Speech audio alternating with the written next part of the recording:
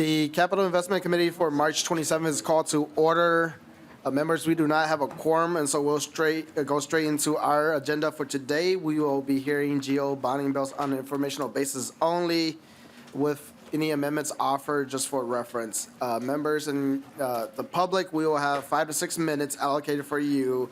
The first bill on the agenda is House File 3685. Representative Torkelson, I understand you have an A1 amendment for reference. Please proceed. Thank you, Mr. Chair, and thank you for hearing this bill. Yes, I do have an A1 amendment to the bill, and I would like my testifier to explain the amendment. Welcome. Please identify yourself and proceed. Thank you, Mr. Chairman. And committee members, my name is Valerie Halter. I am the City Clerk and EDA Coordinator for the City of Lamberton, located in southwest Minnesota.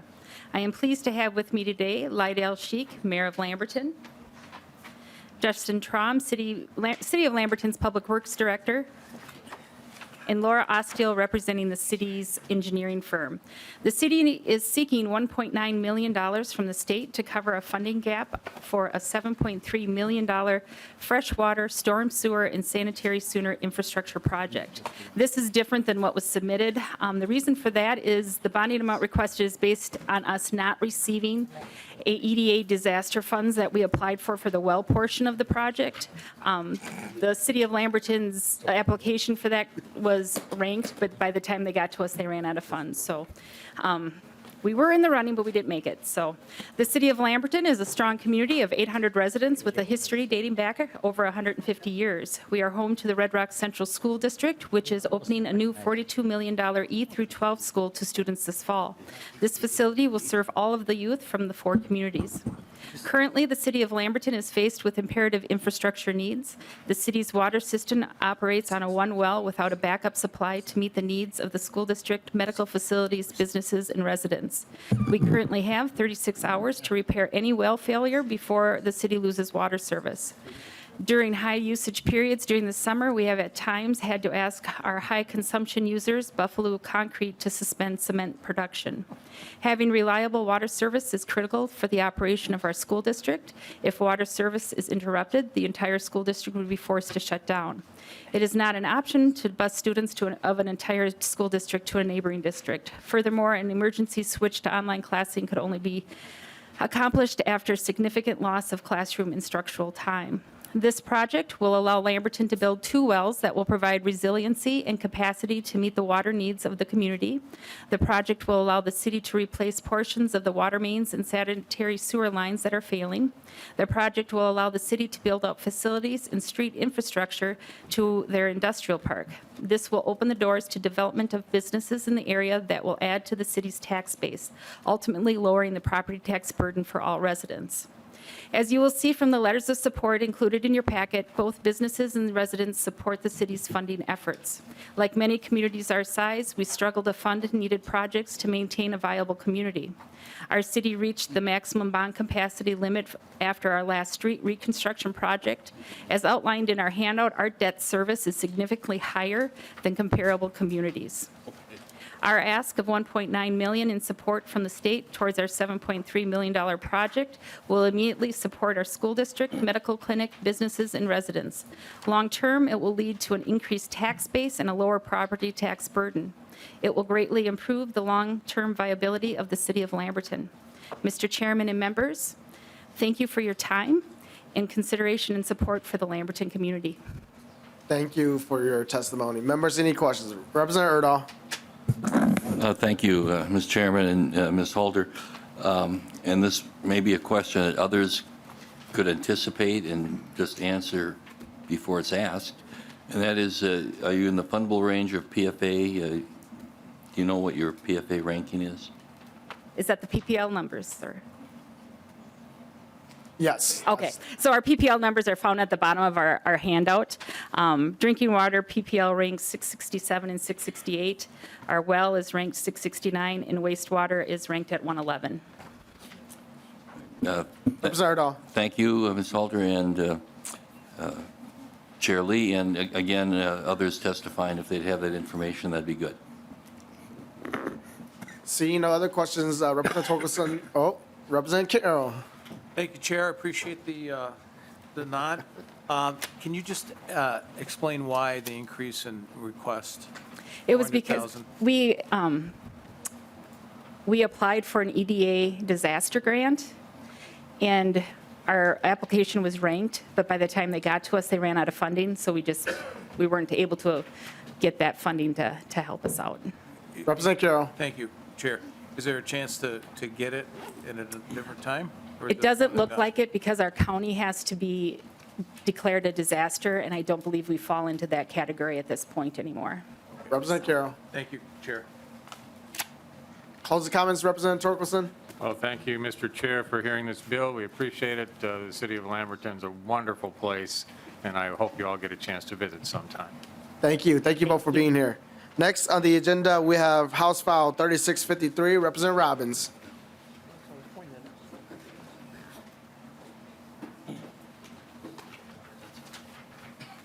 Welcome, Representative. Please proceed. Thank you, Mr. Chair and members. I'm here with the city administrator and engineer from the city of Medina regarding our water treatment bonding project in HF 3653. So I'd like to introduce the city administrator, Mr. Scott Johnson. Thank you. Welcome. Please identify yourself and proceed. Mr. Chair, Commission members, my name is Scott Johnson, City Administrator for the City of Medina. We have before you today a $2.9 million water treatment plant expansion. The reason for the project is due to high levels of manganese that exist in our water. We're at capacity. We've done a number of improvements to the current water treatment plant, but now we're to the point where we need the expansion. It's a shovel-ready project. We have the space that exists in the current facility. We just need to put the infrastructure in place. And it's about providing clean, safe drinking water for our residents. We've got about 7,600 residents. Members, any questions? Miss- Representative Robbins.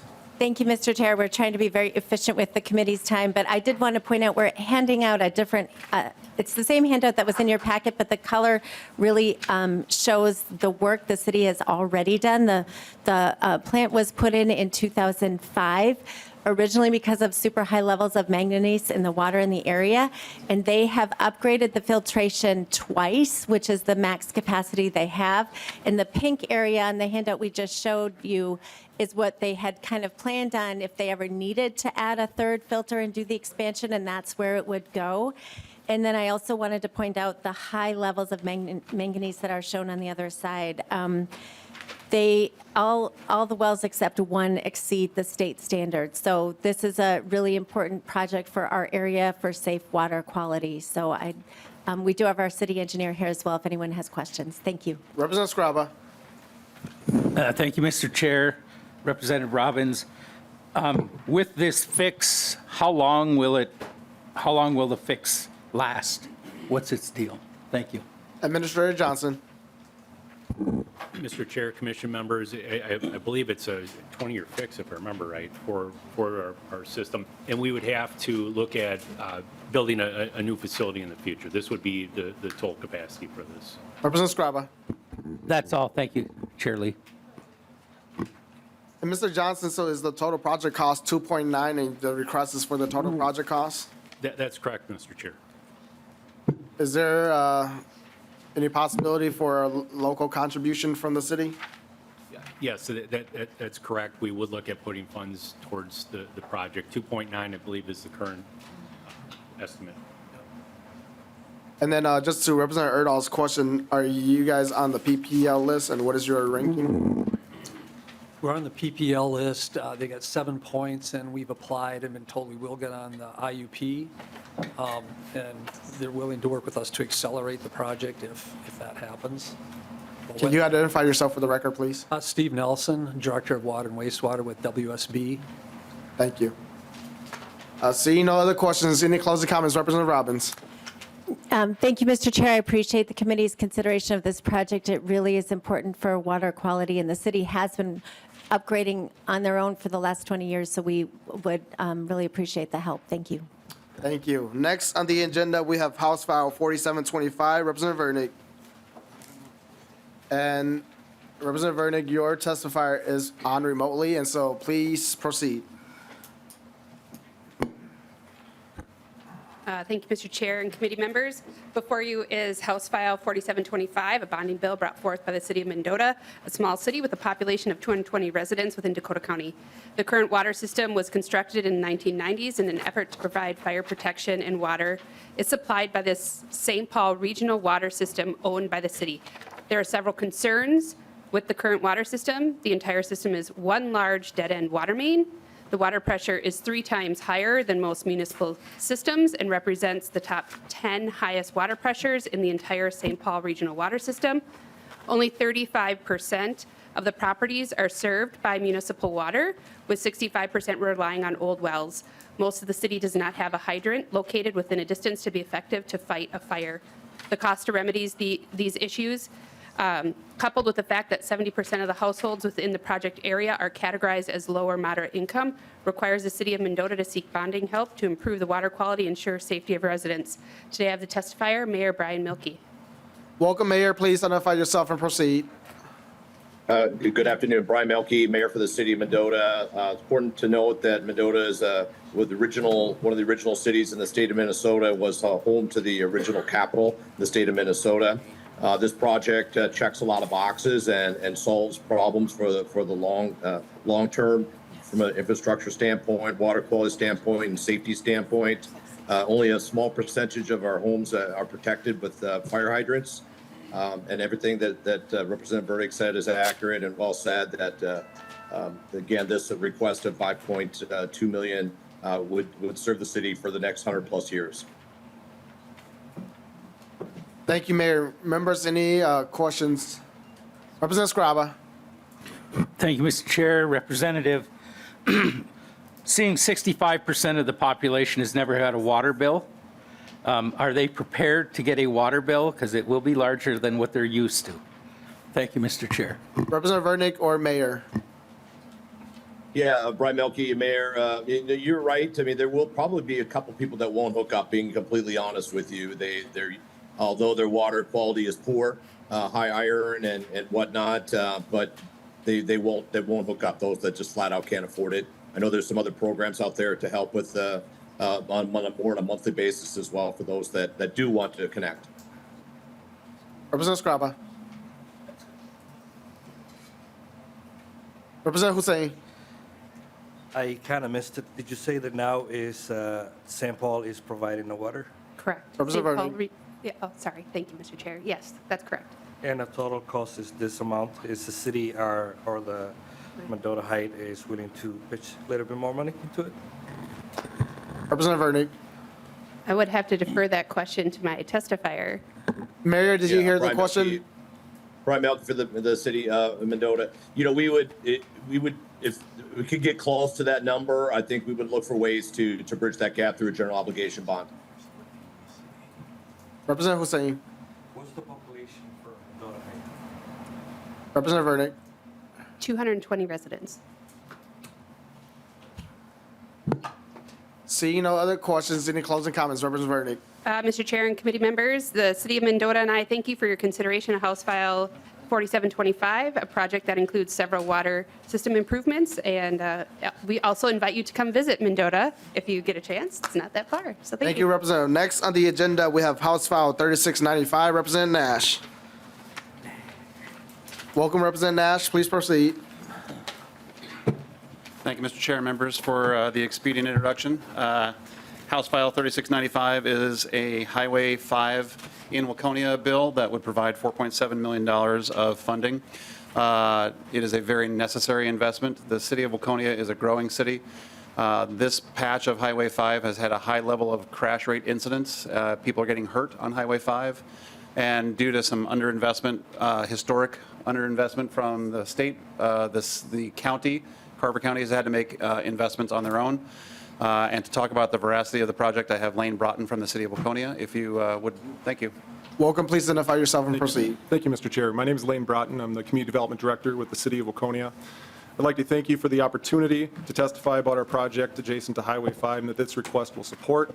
I'd also like to thank Representative Nash for supporting this vital transportation corridor in our community by authoring House File 3695. Phase 2 of Highway 5 would culminate a 20-plus year planning effort to upgrade the critical and regional transportation network in Waconia. Over the years, the city's been a willing partner in investment of state and county transportation systems in our community to serve residents and visitors alike. We're home to Ridgeview Medical Center, a vibrant downtown, and home to Lake Waconia and Lake Waconia Regional Park.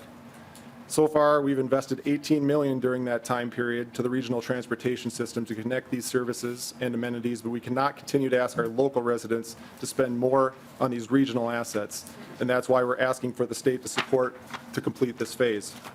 We hope that through the support of the Capital Investment Committee, we'll be able to deliver or complete the project reconstructing Highway 5 between Olive Street and Main Street, as well as extend the frontage road system at the intersection of Main Street and Casat 59. Phase 1 of this effort was completed in 2015.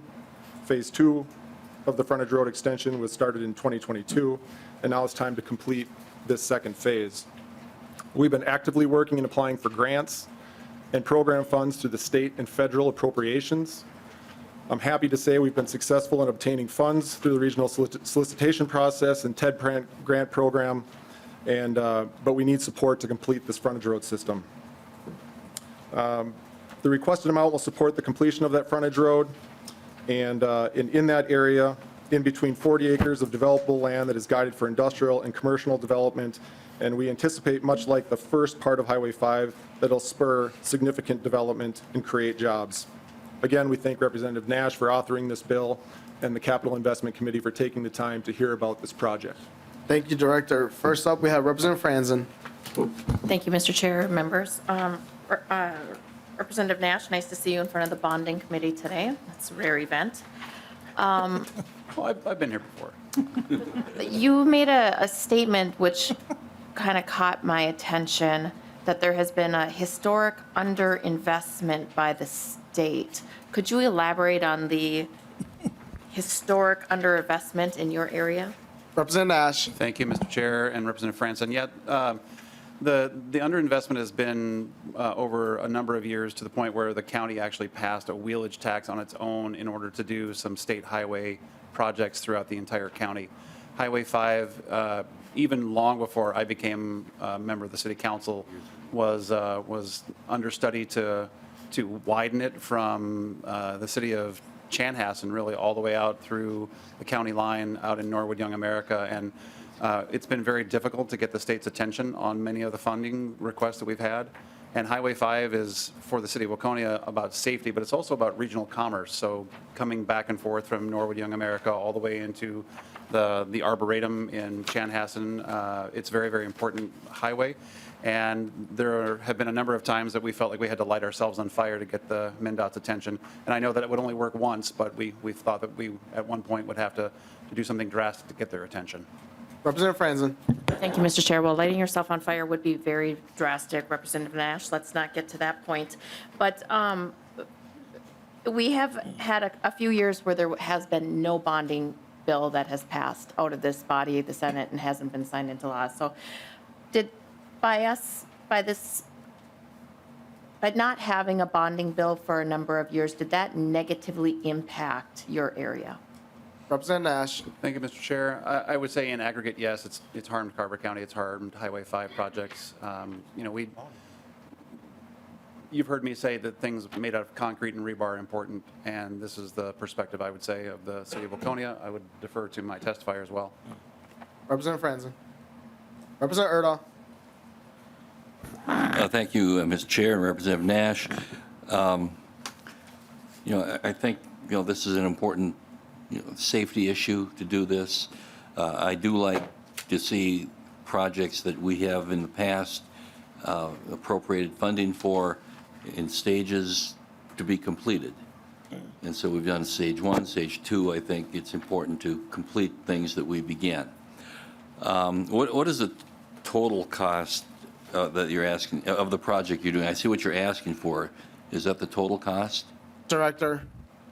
The total cost is estimated to be $18.1 million. Representative Erdahl. Okay, thank you. That's important. Let's work through the process, see what's happened. I do have one question of Mr. Broughton. Who was your high school quarterback that threw touchdown passes to you? Director.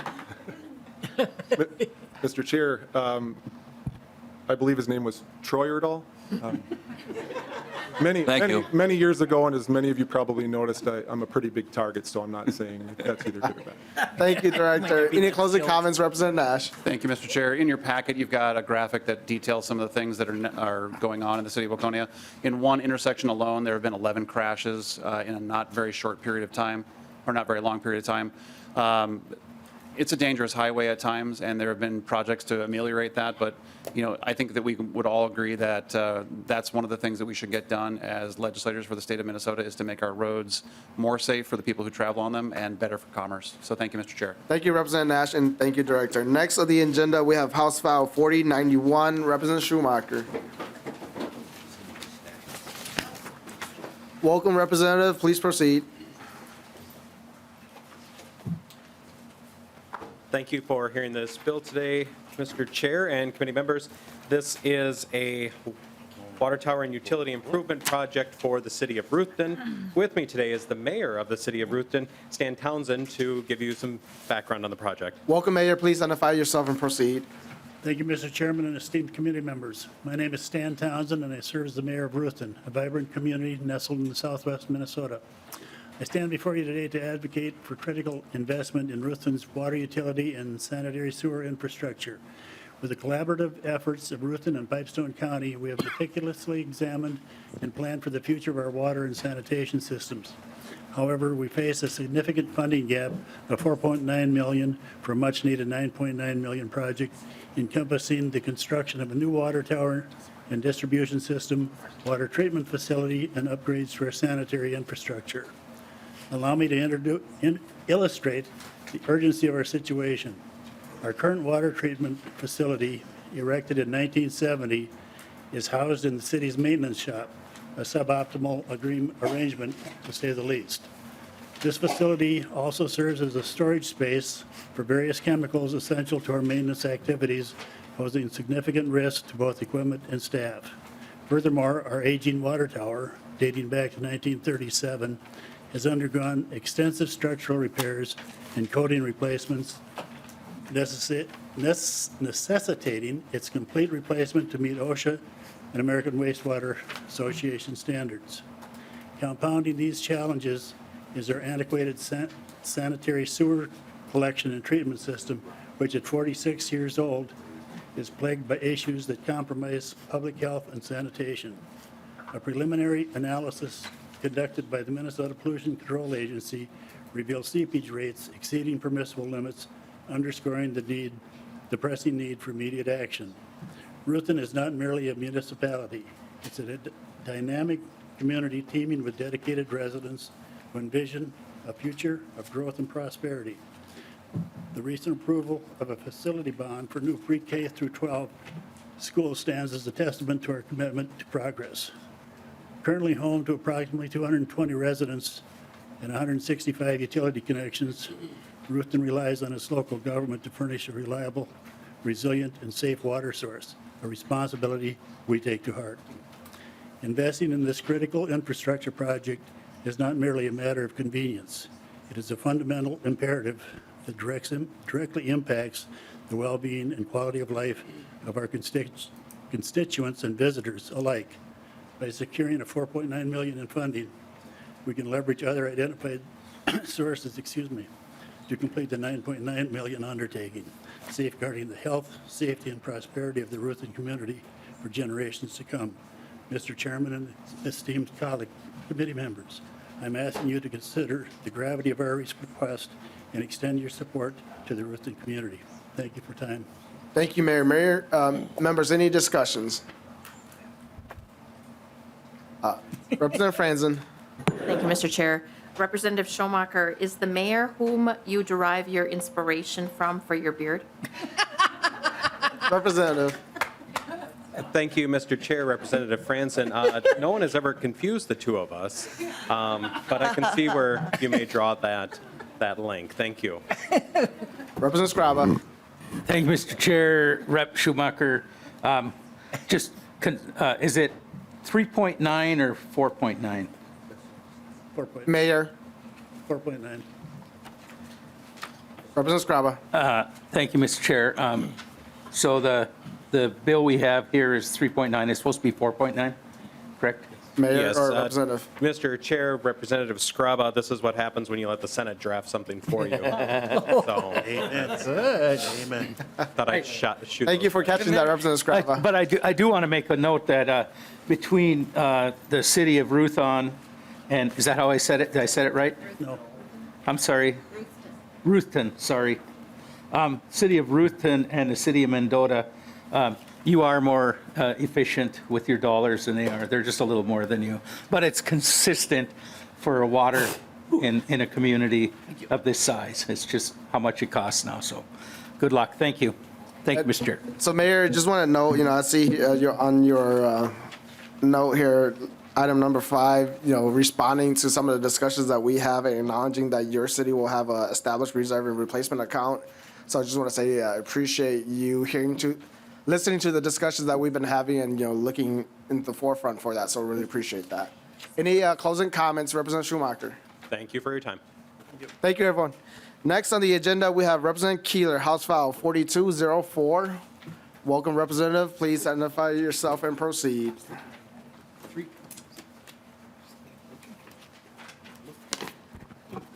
Please proceed, Representative. Thank you, Chair. Representative Heather Keeler, District 4A, Moorhead.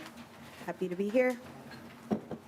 And I understand that you have a DE1 amendment for reference. Please proceed with explaining that. We do. So what the DE is it just reduced our original cost, understanding that we need to be more fiscally sound in our asks based on our target. So it is a reduction to get us more through a first phased option rather than a completion. Thank you. Please proceed. Thank you. So what this is it's a brand-new ask. First, I want to thank all of you who came out to Moorhead with us and went on a little adventure on the bonding tour. I do always appreciate when people come out to our community. But what this is it's a bonding ask for a psychiatric residential treatment facility. If you look, you'll see a map, and I think it's really important because it's one thing to have state dollars invest in local issues. This is actually a local investment that would have regional impact for generations to come. Psychiatric residential treatment facilities are designed for our high-need mental health or youth who need this support. What tends to happen and what we see in practice, and this is more of a human services probably conversation, but youth as young as 8 years old who need this support end up either being, one, housed in hospitals for far too long, shipped to another facility out of state, or housed in our juvenile detention centers for far too long and not get the services. And so what this does is we have an 18-county support with 3 tribal nations supporting this brick and mortar. We're also working on other avenues to help support the longevity, but I'll stop there and hand it over to my commissioner for more information along this. Welcome, Commissioner. Please identify yourself and proceed. Yes, thank you, Chair Lee, and members of the committee. My name is Paul Kravinoff, and I'm a Clay County Commissioner who lives in Moorhead. Clay County is seeking bond funds to pre-design, design, construct, finish, and equip a psychiatric residential treatment facility to be located in Moorhead. A psychiatric residential treatment facility is also known as a PRTF. Provides active treatment for children and youth under the age 21 with complex mental issues. This is an inpatient level of care provided in a residential facility rather than a hospital. Minnesota has struggled to meet the needs of children, youth, and young adults with complex mental health conditions, and PRTFs are and have been instrumental in the continuum of care. Currently, there are 4 PRTFs operating in Minnesota, with 1 facility in development. The length of time to admission in all of the PRTFs is unpredictable, with wait times that are not acceptable for children who are at risk to themselves or others when in mental health crisis. Throughout Minnesota, there is an inadequate capacity in the continuum of care to support children with high acuity, complex conditions that may include violent or sexual inappropriate behavior or physical health challenges.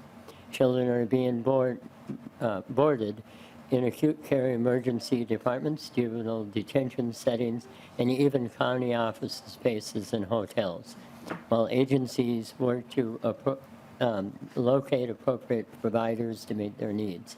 In many cases, this involves dozens of calls, both within and without Minnesota, to try to locate a provider to meet the child's need.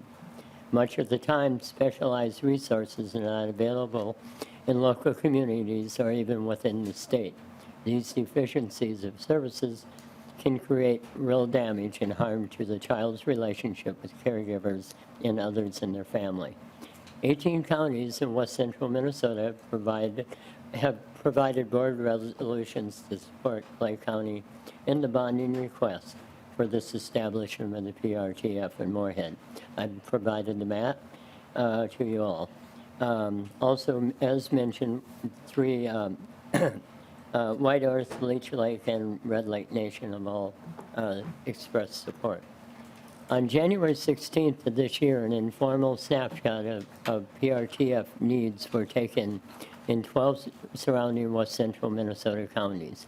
Responses indicated there were 27 children that would meet the PRTF level of care on that date. There were no beds for them.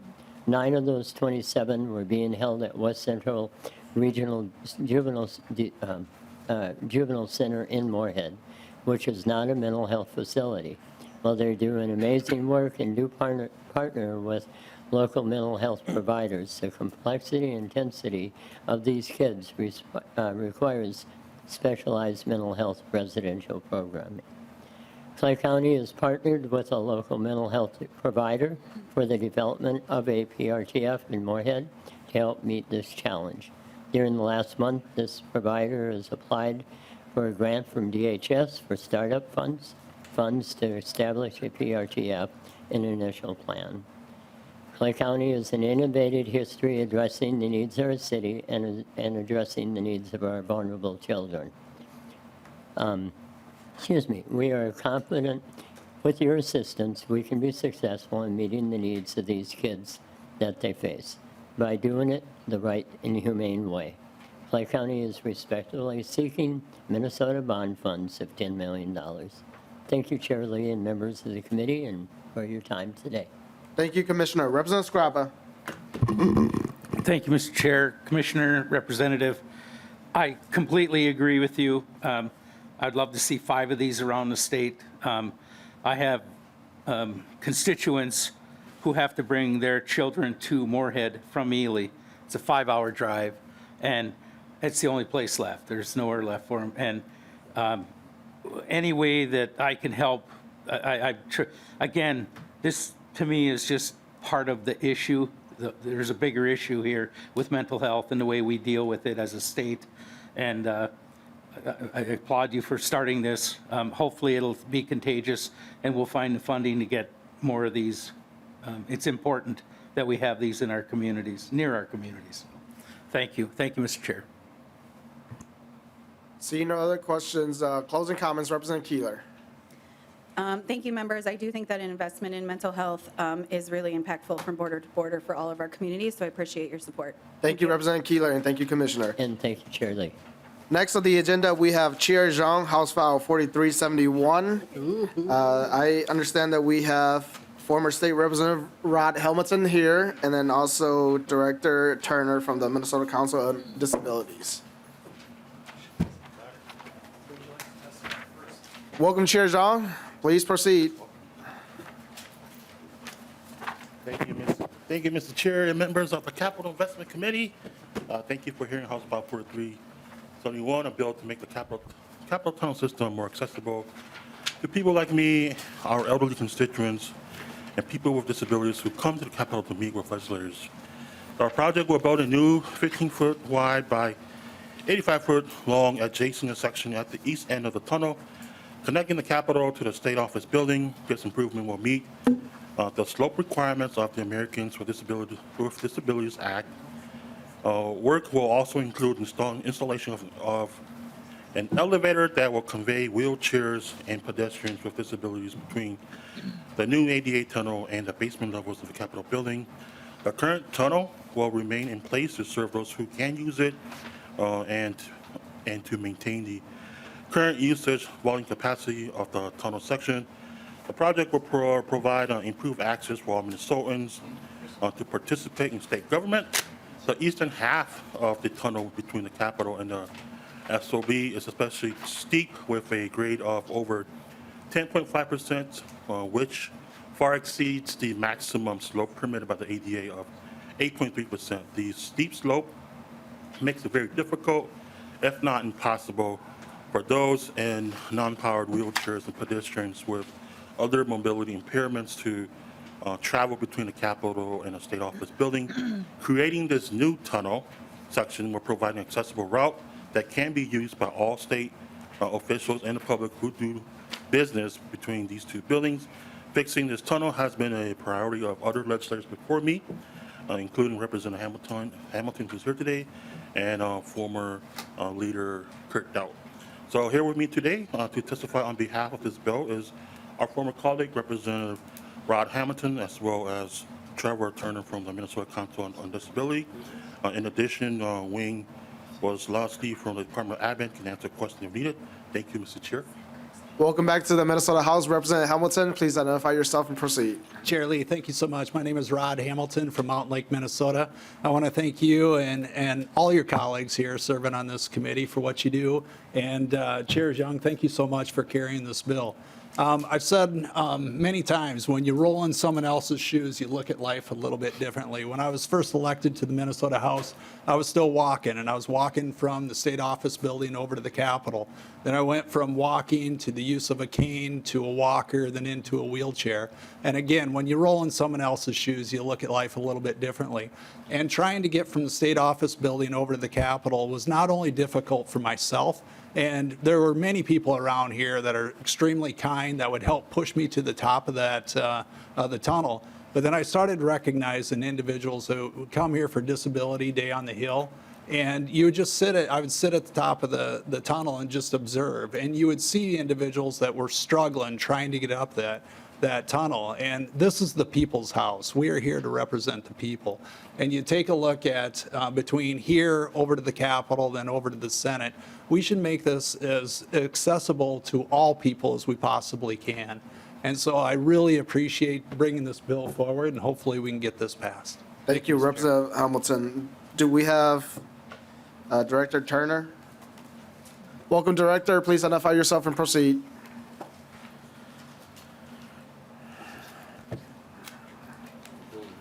Thank you, Mr. Chair. My name is Trevor Turner, and I'm the Public Policy Director for the Minnesota Council on Disability. And the Minnesota Council on Disability is very excited about this bill. We've been working on this for a very, very long time, several years. So I'd like to thank Representative Xiong for sponsoring this bill, and hopefully we can get it done this year. I think Minnesota has been on the forefront of disability advocacy and disability rights for decades. In fact, Senator Durenberger from Minnesota was the actual author of the Americans with Disabilities Act. But unfortunately, any building that was built before 1990 is not required to be ADA accessible, and obviously the Capitol Tunnel is one of those things. And it's really important because I personally believe that the best democracy is the most participatory democracy. And if people aren't able to get through that tunnel, it makes it really challenging to participate, including today, which is Disability Day on the Hill. As you probably saw, there's lots of people with disabilities here today, advocating for all kinds of things. And that tunnel, especially, most of the legislative session is during the winter time, so that tunnel can be extremely valuable and life-saving. Obviously, a lot of people who are wheelchair users, can't get through the snow if there's lots of snow, although this winter hasn't been a great example of that. But, last winter, there was a lot of times where it was just really challenging to get from the state office building to the Capitol. Out from outside, it was impossible. And then, of course, from inside, it's really, really challenging with that steep incline. And the only way to enforce the Americans with Disabilities Act is through litigation. And so we obviously, sometimes buildings and everything can get constructed and all that before, without any kind of ADA requirements in it, and then later afterwards, a lawsuit is brought, and then that has to be retroactively fit, and that's a lot more expensive, as we were able to see, than trying to just make it accessible from the get-go. And so I really wanted to thank everyone here for considering this bill, and I hope you please pass it, and I'm I want to mention that my colleague, Michelle Severson is here. She's our Minnesota Council on Disabilities access consultant, so she's available for any kind of questions about the tunnel project. So. Thank you, Director. And members, before we turn to members' questions, I do want to note that we do have a drawing that was passed out by the page for all of you to see about the tunnel. Representative Scriba. Thank you, Chair Lee, Representative, and Mr. Turner. So it's a new tunnel, a new area. Is there any plan of putting a travelator or a moving walkway in this part of the tunnel? So I will defer this question to Assistant Commissioner Kozlowski from the Department of Administration. Commissioner, please identify yourself and proceed to answering the question. Mr. Chair, members, Wayne Kozlowski, Assistant Commissioner with Department of Administration. So this tunnel will be a new section. It will run parallel to the existing tunnel. There will be an elevator that essentially bridges that height difference. So there will be a elevator that just goes up the distance that's needed to meet the ADA requirements. So there will be a stretch that gently slopes up, and then I'll be going to an elevator to make it the rest of the way. Representative Scriba. Shirley, any putting a moving walkway anywhere in this project? You know what I'm talking about at an airport, the moving walkway? That Commissioner.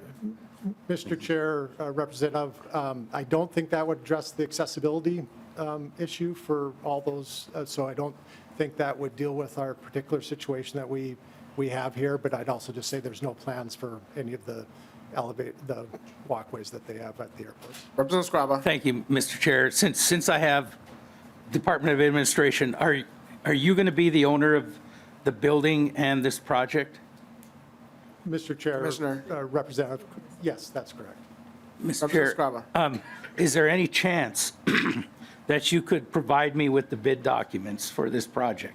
The spec book, the drawings. I'm curious why this wasn't part of the original bid, that the tunnel, on a project this size, I would have thought that this would have been the original bid to fix that issue. It's not like we didn't know the issue was there. So I'm curious on why it's going to take another $9 million, $8.5 million for a $532 million project. Shouldn't it have been in there in the original bid? Commissioner. Representative members, so this is on the other side of the street, and this did not meet the criteria for eligibility for funding with the legislative authorization for the state office building project. So this did not meet those criteria, so it wasn't legislatively authorized as part of that project. However, the legislature did appropriate funds in 2020 to do a pre-design as handling this as a separate project. So we do have a pre-design document that's been prepared in accordance with the funding that was provided in 2020. Representative Scriba. Thank you, Mr. Chair. Again, I'm trying to keep it brief. So the ramp or the tunnel up to the mark 850, that's going to be all reconstructed with the new project? Or is that still going to have the steep downgrade and then we're coming up? I'm looking at the drawing here. Commissioner. Mr. Chair, Representative, so this project, that drawing is depicting from the Capitol side. So what you're seeing is the Capitol building and then coming out, and that's where you hit that slope almost immediately after you get outside of the Capitol building. So this is, again, it's all happening on the Capitol building side of the street. Representative Scriba. Thank you, Mr. Chair. Again, is the construction of the new project, the new building, does the tunnel under the street go up to this new construction? Commissioner. Mr. Chair, Representative, now I understand your question. No, it does not. There's a section that remains untouched, essentially the section under the street Okay, remains. Mr. And- Chair, and just does to- that meet ADA that's not being constructed? It does, yeah. All right, Thank you, so Mr. Chair. we have 3 more members, Representative Hussein, and then Erdal, and then Chair Lilly. Representative Hussein. Thank you, Chair Xiong, and for bringing forward this. And it was tough for me to bring my dad here. And he wanted to be and coming to the people's house, first time ever for seeing him. And pushing him all the way to the state capitol was very challenged. And coming down also was escalated. Like, you have to put him down. I am big fan of this, the ADA compliance that have been outdated. We should have seen it a long time ago.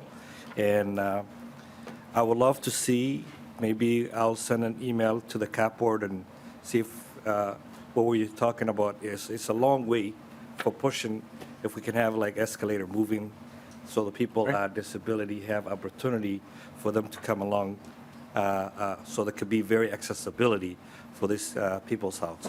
I thank you for bringing it forward. Thank you, Representative Hussein. Representative Erdal. Thank you, Ms. Chair, and Mr. Kozlowski. I'm correct that there will be 2 tunnels open then. Is that right? Commissioner. Mr. Chair, Representative Erdal, that's correct. It'll essentially run in parallel too, so you'll just split off and go to the, just directly parallel, and then again up an elevator, and then they'll rejoin each other. Okay. Representative Erdal. Thank you, Ms. Chair. And did I understand, Representative Xiong, you saying that this was a project that Representative Dowd was in favor of? That's what Chair I was Xiong. told. Thank you, Mr. Chair. That's what I was told. Representative Erdal. Ms. Chair, I think that says it all. Chair Lilly.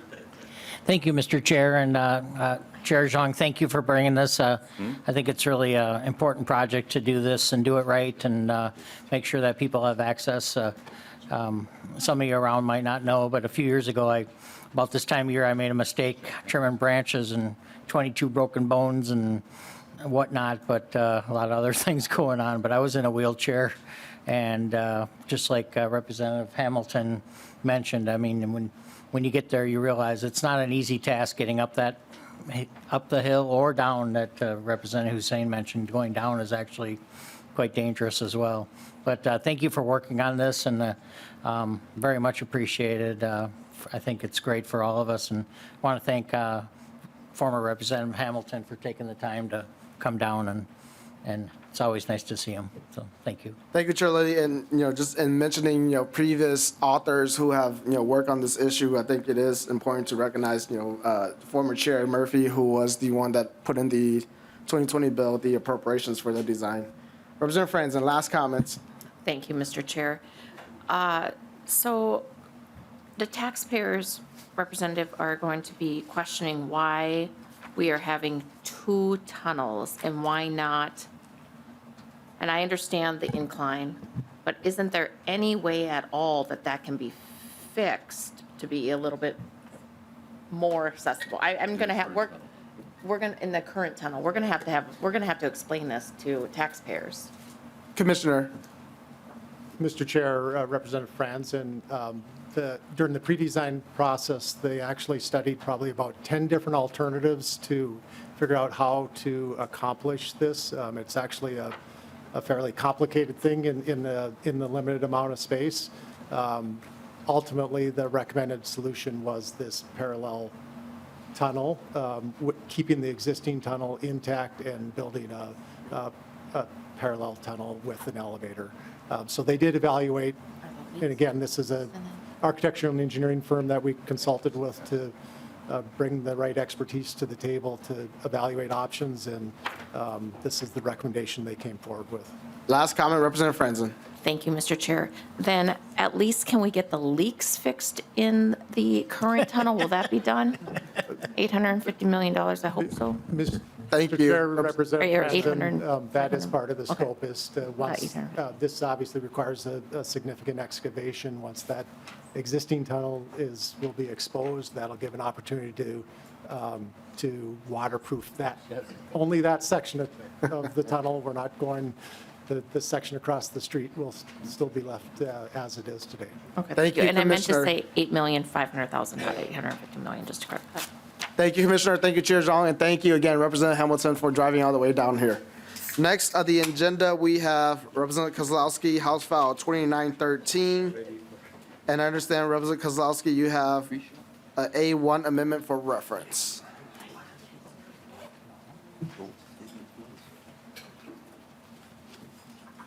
Please proceed, Representative.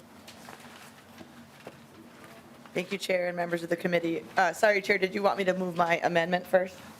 If you could just explain it, we're not officially moving it. Okay, the amendment, Chair and members, is just, again, in recognition of the state's budget cycle and the many requests. We're just scaling this request from 20 million down to 10.8 million, and we'll continue to turn every rock on the public and private investment to bring the project to fruition.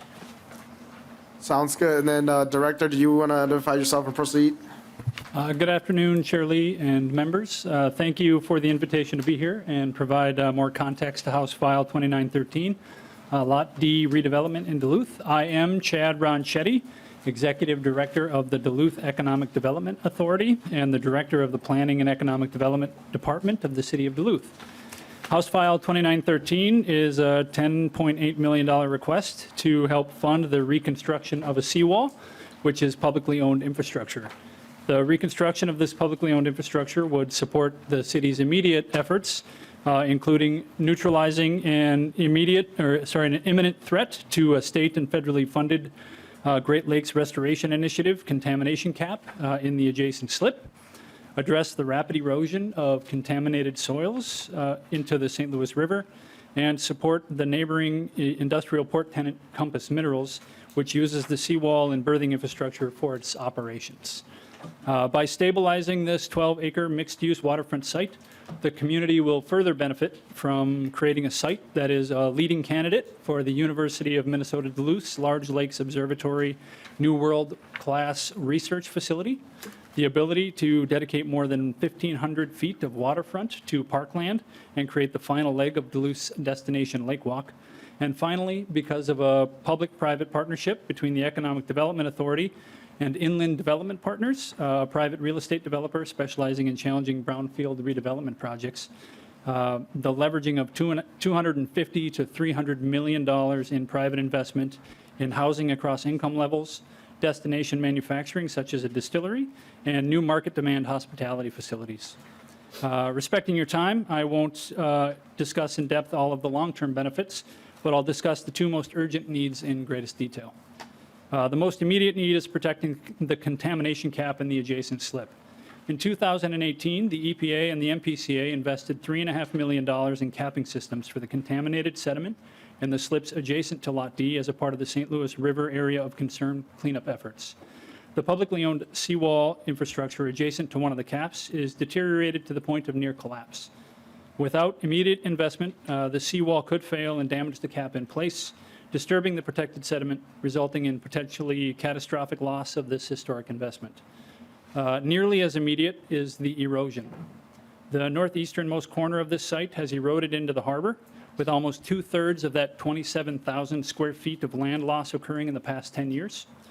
The soil being washed into the area of concern contains a large array of pollutants, including arsenic, lead, diesel range organic compounds, and mercury, just to name a few. So why am I here asking the state for support on this project? The seawalls along our 27 miles of waterfront in Duluth were constructed about 100 years ago and having reached the end of their life. The City of Duluth has had ownership of this site specifically for 3 decades, and in partnership with federal and state agencies has spent more than $1 million on environmental and condition assessments in preparation for the redevelopment. But unlike 100 years ago, when these seawalls were constructed, we have a plan for funding the long-term maintenance. A project replacement and maintenance fund can be capitalized through any or all of the following sources: an owners association established on the site with an annual fee, berthing agreements with industrial users that utilize the seawall and berthing infrastructure, dedicated park permits and usage fees, and the Economic Development Authority's infrastructure funds from cruising tariffs. This project has wide-ranging benefits and equally wide-ranging support. In the room with me today to support this project is the University of Minnesota Duluth, the local 49 operating engineers, Inland Development Partners, and with letters of support from the Port Authority, the Area Partnership for Economic Expansion, the Building Trades Council, and St. Louis County. With state support, this single project will save a multi-million-dollar cap, stop contaminant erosion, support the industrial waterfront, create a premier site for university research, build a foundation for equitable public access to the waterfront, and leverage up to $300 million in private investment. Thank you again for your time today, and I'll stand for questions. Thank you, Director. Members, any questions? Representative Scriba. Thank you, Mr. Chair, Representative, Director, right? All the way through. I got several questions. First off, I like the idea that you're going to be helping with the university project. Right next to, for everyone in the meeting, right next to this site is true industrial. It butts up to it, so you need a buffer between this and the industrial, and the university has a pretty good plan in the future. Sorry to take away any of your thunder, Representative. I've been there so many times now, but it's a good site, and this is part of the project. One of the questions I have is on this handout, you have design, development, inspections, permits, seawall, and then down below, other construction, general conditions, permits, and then on other design costs for $2.5 million. I'm just curious where those dollars, what are those things? Thank you, Mr. Chair. Director. Chair Lee, Representative Scrub, I don't have the detailed information on those other design costs, but I think it would come from the design of the seawall, of the corner of the seawall and the permit. So as you see, it's eroded away, and that seawall has some not being there, along with some open water mitigation that will have to happen, along with the redredge of the additional slip. I think the other design costs are associated with those unknowns. Representative Scraba. Thank you, Mr. Chair. I know you're going to have to work with the Army Corps, and thankfully they're only a block away. I've worked with the Army Corps, and it's taken 9 months to get a permit, so hopefully you'll be faster than what we did. Thank you, Mr. Chair. I'm done. Thank you, Representative Scraba. And Director, maybe it'll be helpful if you could just provide that information to Ms. Nash, and we'll make sure to send it to the rest of the committee regarding the details of that. Representative Erdahl. Thank you, Ms. Chair. Real quickly here, appropriation $20 million. Can this be? DE. Uh-oh. Oh. Less money. I shouldn't have gone out to see Representative Hamilton. My question is answered. I was going to suggest, ask you if it could be phased, and apparently you're finding ways to do that, so thank you. Close the comments, Representative. All right, thank you, Chair and members. One of the really important aspects of this project is that where it's located, you came on our bonding tour when we went and visited this summer. It's right on the lake there where we were at the deck, we were at the library. It is right next to the historic aerial lift bridge. And being able to restore and reconnect our neighborhoods that have been disadvantaged, make sure that this open space is preserved, that we remediate. In Duluth, we actually know this area as Onagaminsing, which is the little portage. And so protecting and preserving that historic and contemporary significance is really important. And this is, as we've heard conveyed in our letters of support and our testimony, that this is really going to unleash economic activity and create great jobs, support our workers and families, and also unlock future housing and economic activity. So really appreciate hearing this bill and ask for your support. Thank you. Thank you, Representative Kozlowski. Next on the agenda, Representative Franson, House File 3829.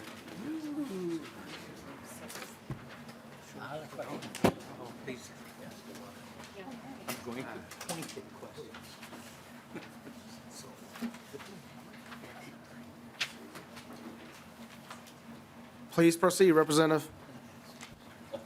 Thank you, Mr. Chair and members. So I have with me Scott Gilbertson from Alexandria Lakes Area Sanitation District, otherwise known as ALASD. Alexandria is also the city that is easy to get to, but hard to leave. So ALASD serves the city of Alexandria, Alexandria Township, Ida Township, LeGrand Township, and Lake Mary Township. It also contracts with the city of Nelson, city of Harada, Leaf Valley Township, Miltona Township, and Carlos State Park, along with 2 rest areas along Interstate 94. So while Mr. Gilbertson presents his case for why this bill is much needed, don't think of it as just for the city of Alexandria. It's much more than that. Welcome, Director. Please identify yourself and proceed. Thank you, Chair Lee, committee members, and thank you, Representative Franson, for that introduction and authoring the bill. My name is Scott Gilbertson. I'm the Executive Director for Alexandria Lake Area Sanitary District. ALASD is a regional sewer district. Our main purpose is to protect the lakes in and around Lake Alexandria. Our district covers 100 square miles. We serve 3 cities, 8 townships, and we're all located in Douglas County. ALASD was created in 1971, and we serve a population of about 26,500.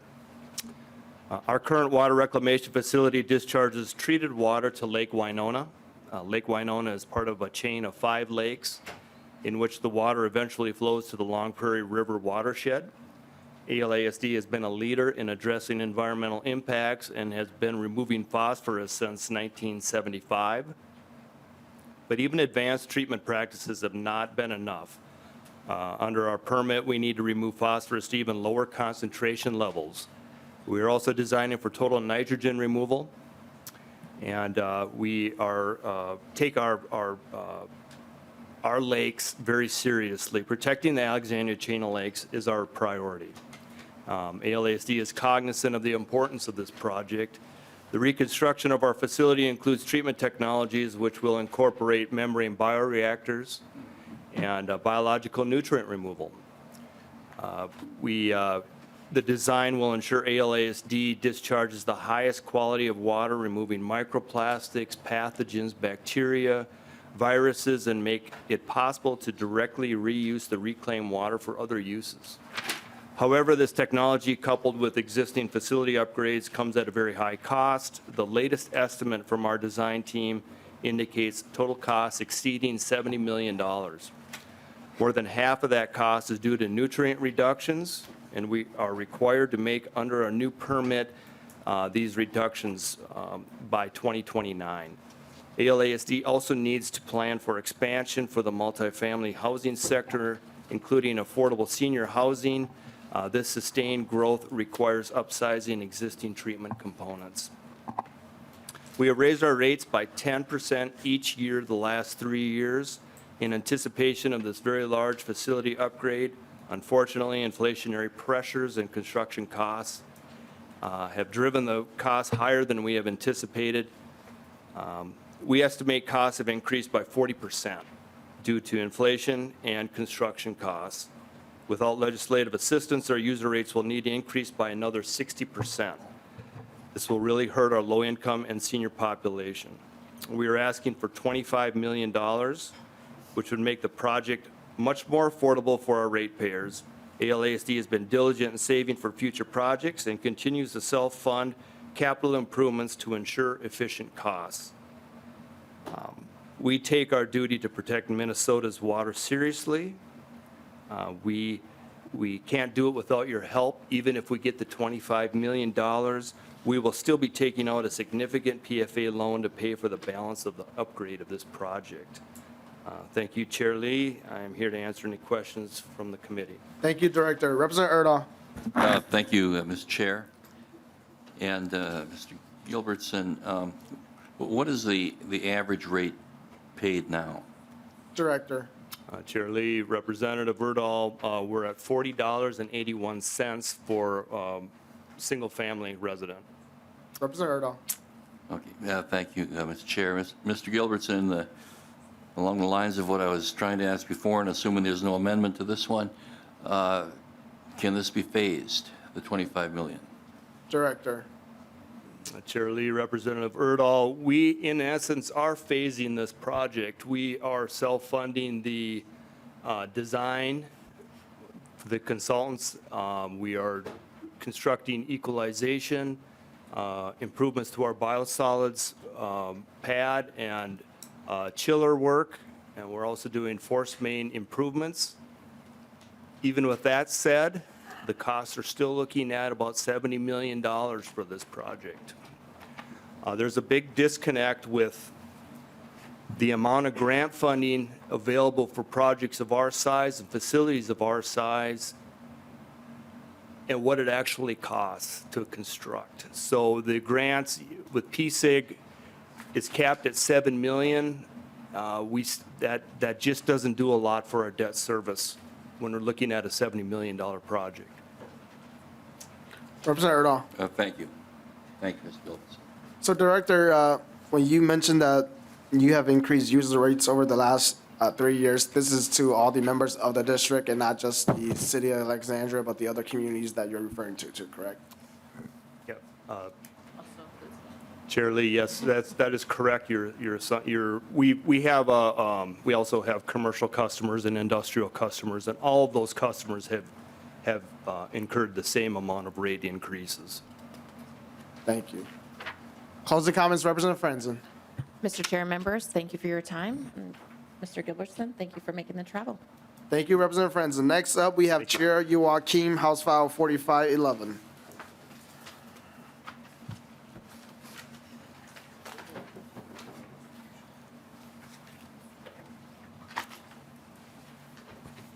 Welcome, Chair. Please proceed.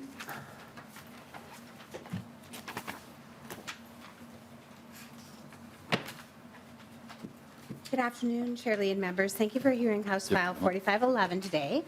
Hopkins is a unique suburb with a historic Main Street and a population of just under 21,000, which some of you got to visit this summer. Our town used to actually be considered West Minneapolis up until 1928. We're a diverse community in many ways, from our housing stock to our residents. Our 4 square miles community is divided by highways, 169 and 7, as well as Excelsior Boulevard. We have 65% rental. Our population is 38% BIPOC, and 30% of our households make under $35,000 a year. Our mayor and city councils, past and present, have a passion for community engagement to inspire, educate, involve, and communicate. That's really hard to do when areas of your city that have the largest density are cut off from your major gathering places along Main Street. That is where this project comes in. It would build 2 larger park buildings in areas of high multi-use housing for our community to gather in. They would be climate-controlled, open, and available to the public, and could be used in a variety of ways. I have lived in Hopkins for 27 years now, and to my knowledge, we have not pursued a bonding bill until this year. This project would give our community an incredible opportunity to meet the needs of our residents, needs which Mayor Hanlon will explain. You also have a 1-page handout on the project in your packets. You'll also notice that there's cancellation language in this bill. The legislature did provide a bonding bill for Perspectives Inc. in St. Louis Park in 2021. That project could not get off the ground, and unfortunately, Perspectives has closed their doors. I carried that bill and volunteered at Perspectives, so this has been a huge personal loss and a huge loss for our region. But that bonding bill will be canceled on July 1st, 2024. The bill before you seeks to cancel that project a few months earlier and to transfer the funds to this regional project in Hopkins that I feel reflects the same equity goals that Perspectives had. I'll now turn the presentation over to Mayor Patrick Hanlon from the City of Hopkins, and we also have Nick Bishop here from Hopkins, who's our finance director, to answer any detailed questions you may have. Welcome, Mayor. Please identify yourself and proceed. All right. Chair Lee, thank you. Representatives, thank you. My name is Patrick Hanlon. I'm the mayor of Hopkins, Minnesota. Thank you, Representative Cheryl Youakim, for supporting this bill. Thank you for all of your service, and thank you for those of you that visited Hopkins on your bonding tour as well. That was a heavy schedule you all had, so we appreciate the time you all took in coming out to our city. This request is for 2 multi-use community hub park buildings at Burns Park and Valley Park in Hopkins. As mentioned by Representative Youakim, Hopkins is a small city in the West Metro that is drastically different than our neighbors. We're 38% non-white, 65% renters. We exceed our affordable housing targets for the region and have significantly larger portions of low-income housing altogether. These neighborhoods for these facilities have higher percentages of all 3 of these categories, with more folks that are Black, Indigenous, and people of color, low-income members of our community, and higher percentage of renters. 15% of the people in these two communities don't own cars. Significant percentages of homes don't have air conditioning, let alone during a power outage, or even a mutual meeting space for community meetings. These facilities will give people a place to gather day to day and escape extreme heat when it's most needed. There are roughly 1,200 housing units in one of the areas, with 1,500 more units that are scheduled for construction, that are in construction or planned for construction. These factors make the need for trusted space in facilities that are easily accessible for public events, where, for example, our officers who put on over 100 community events in the year can come and meet with community members to listen to their concerns, to host community-requested events like driver safety training.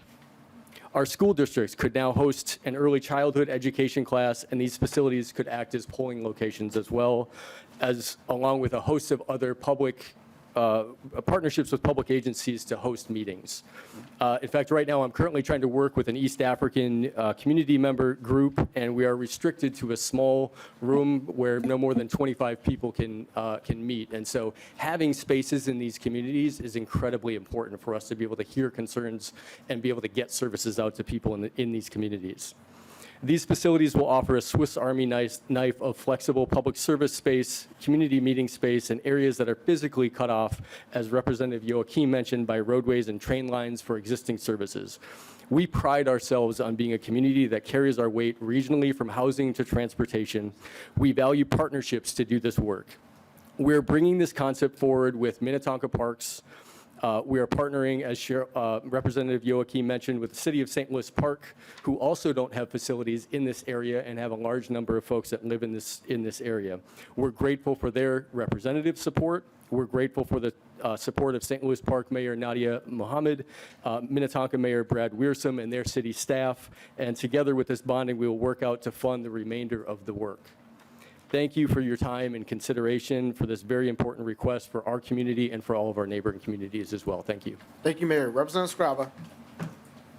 Thank you, Mr. Chair. Just number game here. Just want to make sure we're all talking on the same page. House File 4511 asks for $4.5 million.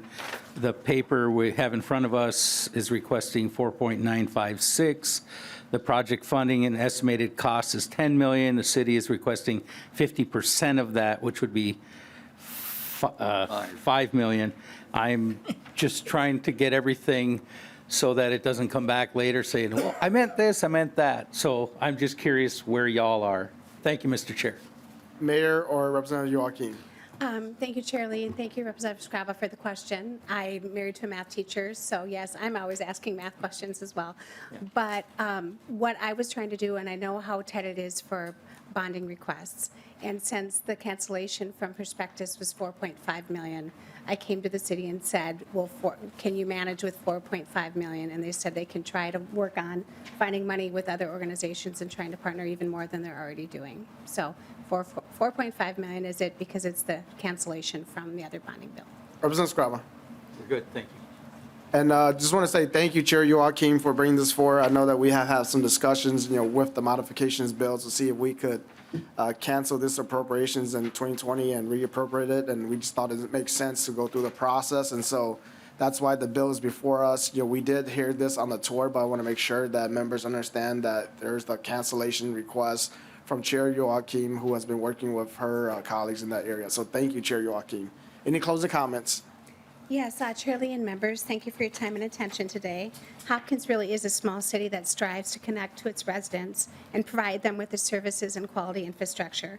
This bonding bill would be used effectively and efficiently to fulfill a need that our community members have and that our elected officials and incredible city staff have found a way to address.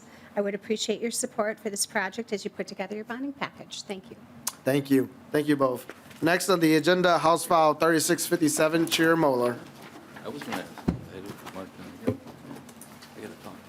Okay. Welcome, Chair Moller. Please proceed. Thank you, Mr. Chair and members. Am I your last bill?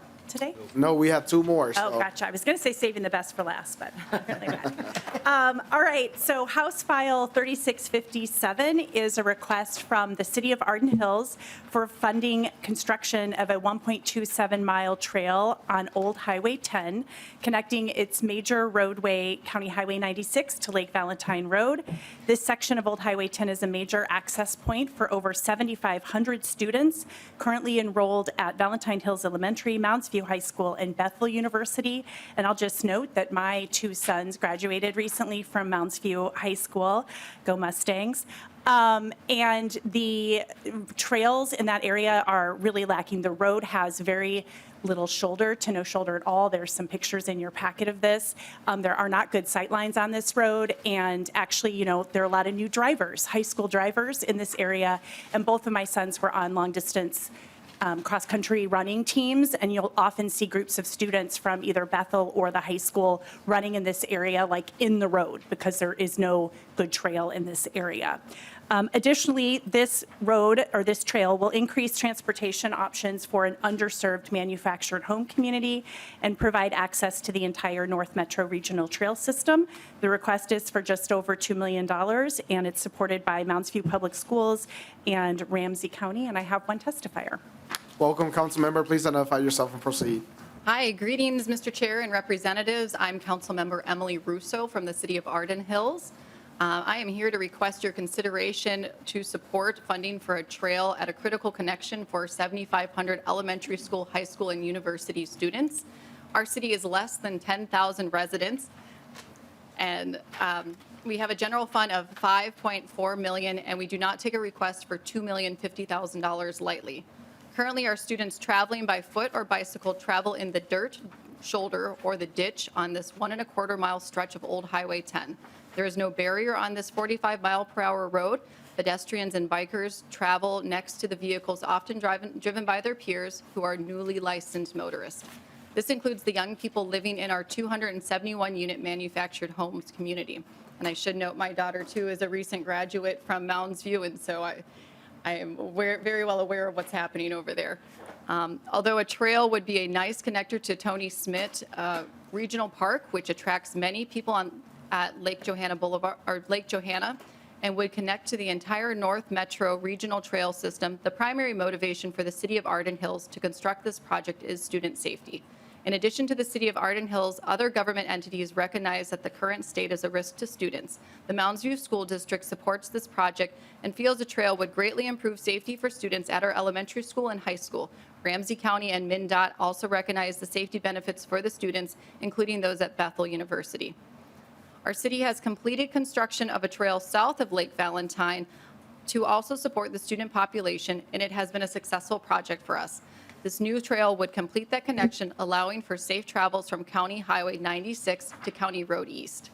Additionally, a feasibility study has been conducted. We have a shovel-ready design and are just pending funding, which would be matched locally.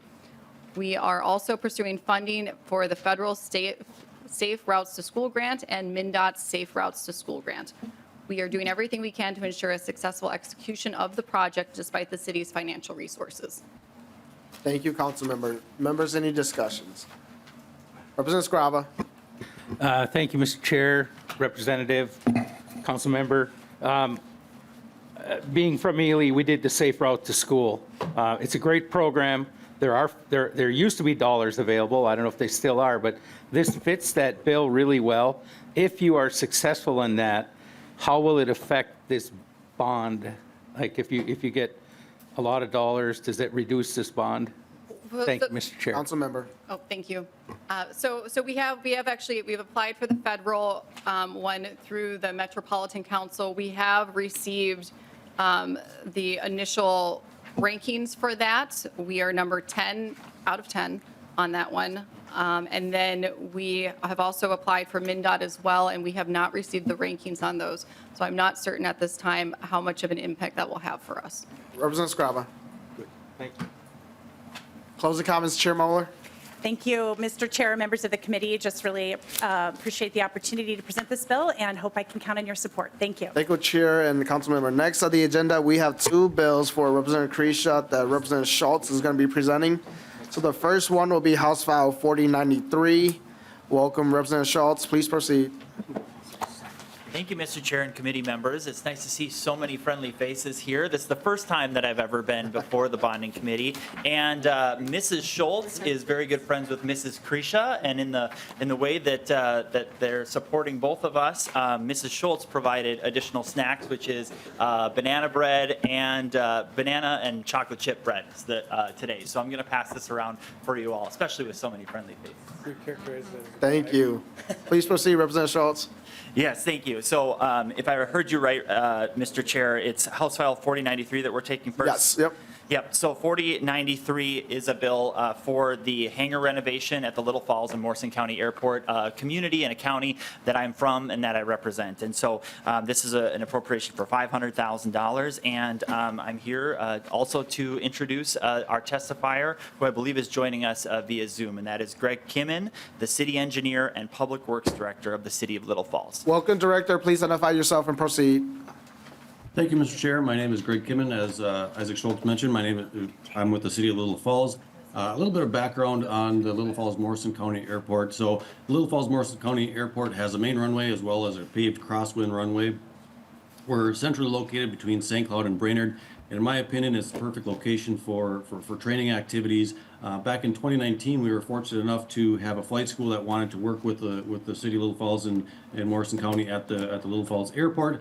And as such, that has increased the activity significantly at the airport. The flight school has thrived at the airport, and it draws in a lot of students throughout the United States, as well as some of the local pilots as well.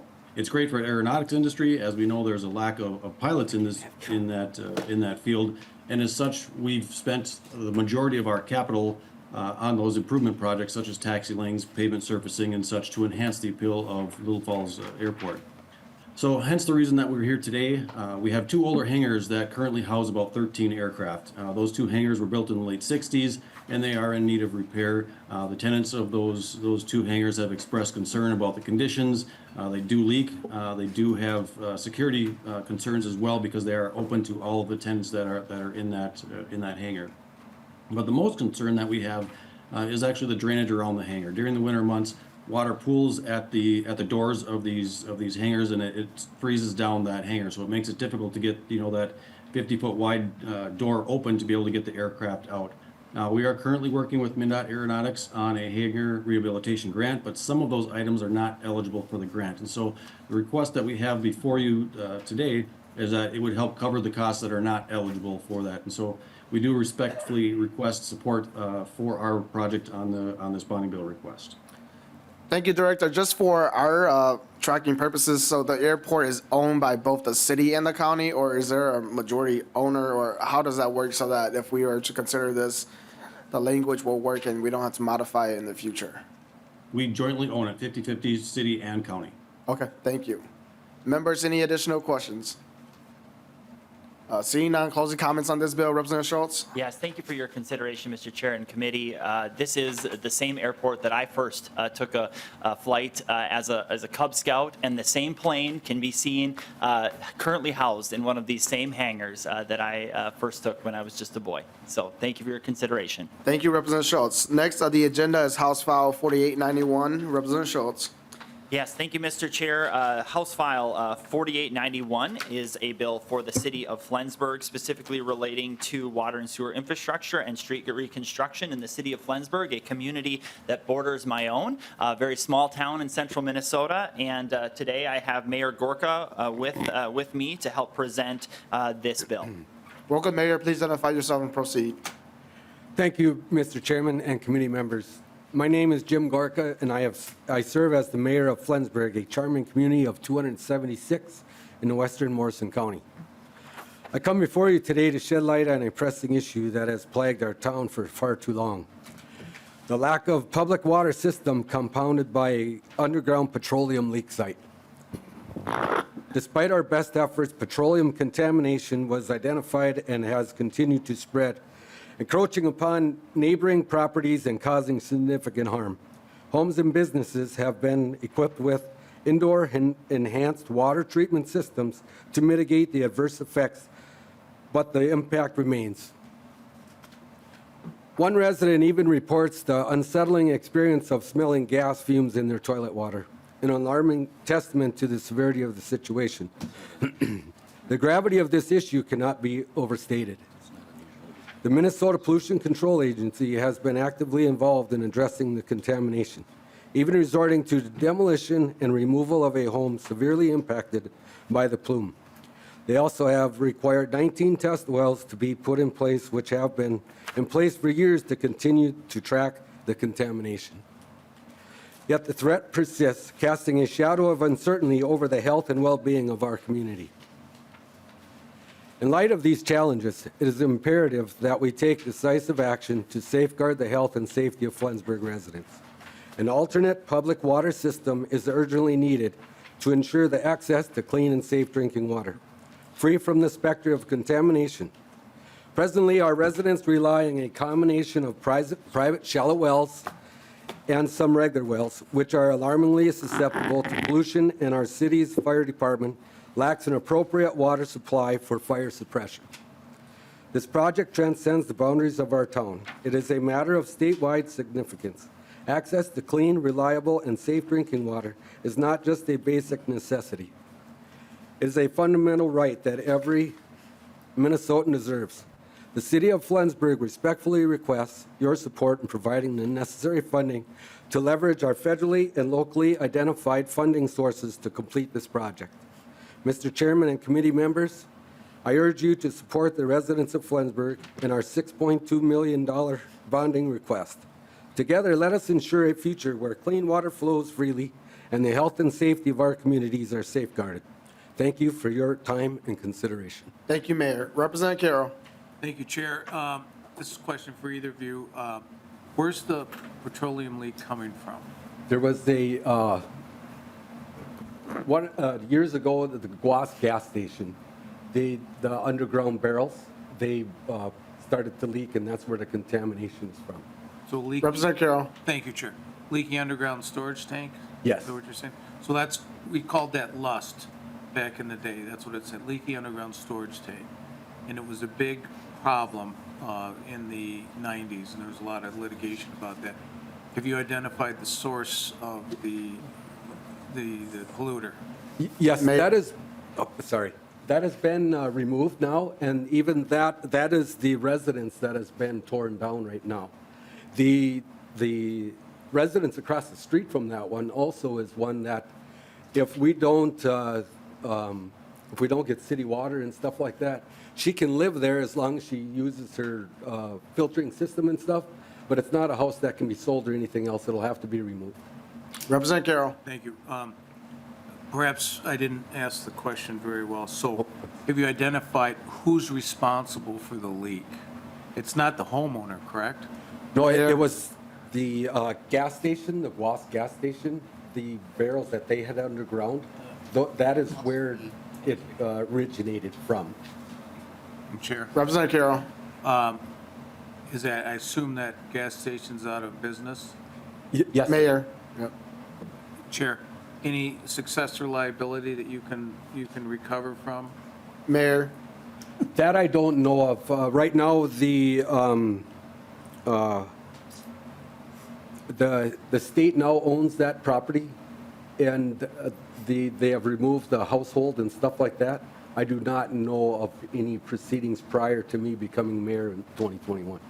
Representative Carroll, last comment. Yeah, this is it. So I would just encourage you to pursue that and see what avenues there are and other possible recoveries you can get.